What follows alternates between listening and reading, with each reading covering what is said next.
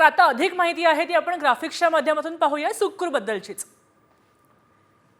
हे आहे सिंध प्रांतातील कराची जवळचं महत्त्वाचं तळ आहे सुक्कर एअरबेस हा म्हटला जातोय आणि तिथे राजस्थान गुजरात सीमेजवळ हवाई टेहळणीसाठी ह्याचा वापर केला जातोय।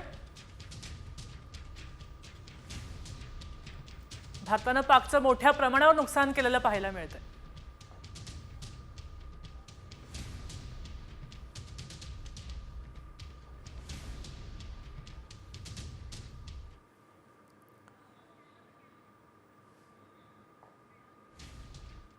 त्यानंतर पुन्हा आपण काही दृश्य पाहणार आहोत ती कशा प्रकारची आहेत।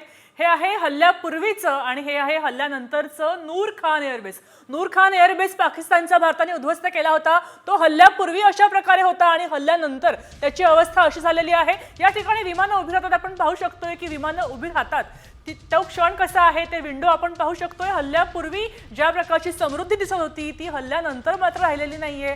सगळा एअरबेस भरपूर्णपणे उद्ध्वस्त केलेला आहे। तर नूर खान एअरबेस पाकिस्तानच्या दृष्टीने अत्यंत अतिसंवेदनशील अशी जागा आहे। नूर खान एअरबेस ISI साठी महत्त्वाचा आहे। याच एअरबेस जवळ पाकचा अण्वस्त्र साठा सुद्धा आहे।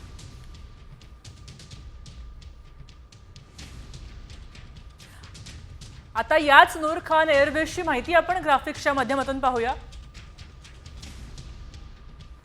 नूर खान एअरबेस रावळपिंडी जवळ आहे। पाक वायुसेनेचा प्रमुख एअरबेस आहे। आपण पाहू शकतोय पाकचा एअरबेस प्रमुख आहे तो रावळपिंडीमध्ये आहे आणि त्याची ही माहिती आहे। लढाऊ विमानं ड्रोन आणि इतर सगळं या इस्लामाबाद पासून अवघ्या 10 किलोमीटर अंतरावर आहे। आपण पाहू शकतोय हा जो एअरबेस आहे तो इस्लामाबाद पासून केवळ 10 किलोमीटर अंतरावर आहे आणि तो आपण उद्ध्वस्त केलेला आहे। भारतानं हा संपूर्णपणे उद्ध्वस्त केलेला आहे।